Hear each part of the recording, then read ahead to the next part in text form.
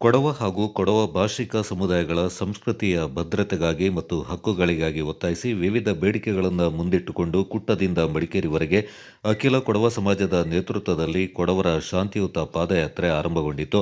ಎಲ್ಲ ಕೊಡವ ಸಮಾಜ, ಕೊಡವ ಸಂಘಟನೆಗಳು, ಕೊಡವ ಭಾಷಿಕ ಸಮುದಾಯಗಳ ಸಂಘಟನೆಗಳು, ಎಲ್ಲ ಕೊಡವ ಅಭಿಮಾನಿಗಳು ಸಾವಿರಾರು ಸಂಖ್ಯೆಯಲ್ಲಿ ಅಖಿಲ ಕೊಡವ ಸಮಾಜದ ನೇತೃತ್ವದಲ್ಲಿ ಕುಟ್ಟದಿಂದ ಪಾದಯಾತ್ರೆಯನ್ನು ಆರಂಭಿಸಿದ್ರು. ಎಲ್ಲ ದೇಶತಕ್ಕರು ಕೊಡವ ಸಮಾಜ, ಭಾಷಿಕ ಸಮುದಾಯಗಳ ಸಮಾಜದ ಮುಖ್ಯಸ್ಥರ ಸಮ್ಮುಖದಲ್ಲಿ ಕುಟ್ಟ ಬಸ್ ನಿಲ್ದಾಣದಲ್ಲಿ ಗಾಳಿಯಲ್ಲಿ ಗುಂಡು ಹಾರಿಸುವ ಮೂಲಕ ಪಾದಯಾತ್ರೆಗೆ ಚಾಲನೆ ನೀಡಲಾಯಿತು. ಕುಟ್ಟದಿಂದ ಟಿ ಶೆಟ್ಟಿಗೇರಿವರೆಗೆ 15 ಕಿಲೋಮೀಟರ್ ದೂರದ ಕೊಡವ ಸಾಂಪ್ರದಾಯಿಕ ಉಡುಪಿನಲ್ಲಿ ಯಾವುದೇ ಘೋಷಣೆಗಳನ್ನು ಕೂಗದೆ ಸಾಗಿದ್ರು. ಸುಮಾರು 4ರಿಂದ 5 ಕಿಲೋಮೀಟರ್ವರೆಗೆ ಸಾವಿರಾರು ಸಂಖ್ಯೆಯ ಕೊಡವರ ಸಾಲು ಕಂಡುಬಂತು. ಪಾದಯಾತ್ರೆಯಲ್ಲಿ ಸಾಗುವವರಿಗೆ ಅಲ್ಲಲ್ಲಿ ಆಹಾರ ಮತ್ತು ಪಾನೀಯದ ವ್ಯವಸ್ಥೆ ಮಾಡಲಾಗಿತ್ತು. ಅಖಿಲ ಕೊಡವ ಸಮಾಜದ ಅಧ್ಯಕ್ಷ ಪರದಂಡ ಸುಬ್ರಹ್ಮಣಿ ಕಾವೇರಪ್ಪ, ವಿಧಾನ ಪರಿಷತ್ನ ಸದಸ್ಯ ಸುಜಾ ಕುಶಾಲಪ್ಪ, ಮಾಜಿ ಸದಸ್ಯ ಅರುಣ್ ಮಾಚಯ್ಯ, ವಿವಿಧ ಸಂಘಟನೆಗಳ ಮತ್ತಿತರ ಪ್ರಮುಖರು ಈ ಸಂದರ್ಭ ಪಾಲ್ಗೊಂಡಿದ್ದರು.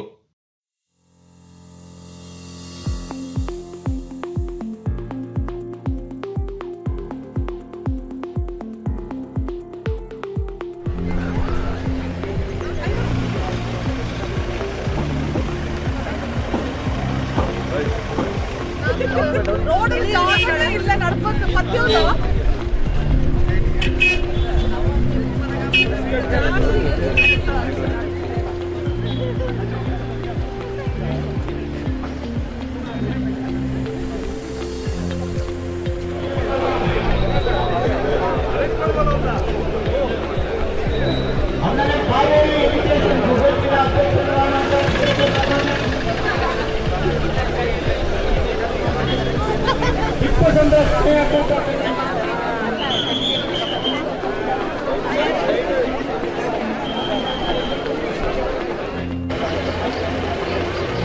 ಮಾಲ್ದಾಗೆ ಕೊಡವ ಸಂಘ ಬಂತು ಹಿಂಗಕ್ಕೊಂದು ಆಮೇಲೆ ಮೈಂದವ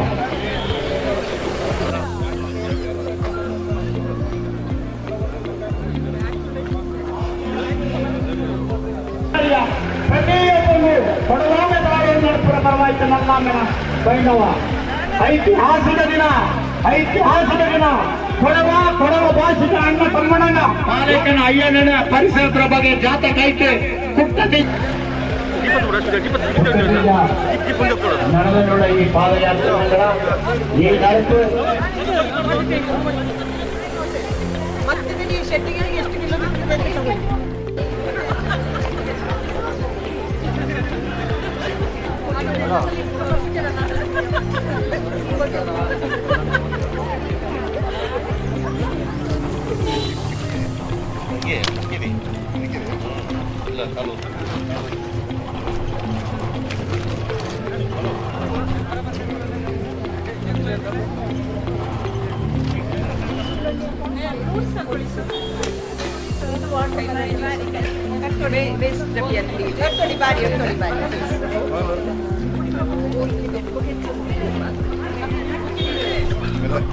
ಎಷ್ಟು ಕಿಲೋಮೀಟರ್ ಹೇಳ್ದೆ ಮತ್ತೆ ಇರ್ಬೇಕಂತ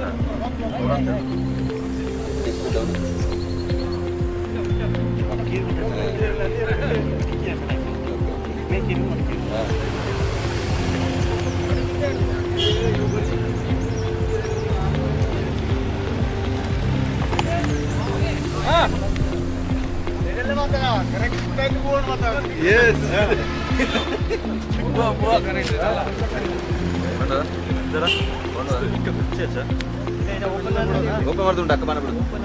ನಾಕೇದಿ ಬಸ್ ಬಿಟ್ಟು ಒಂದು ಆಂಬುಲೆನ್ಸ್ ಇರ್ಬೇಕು. ಆಂಬುಲೆನ್ಸ್ ಇರ್ಬೇಕು.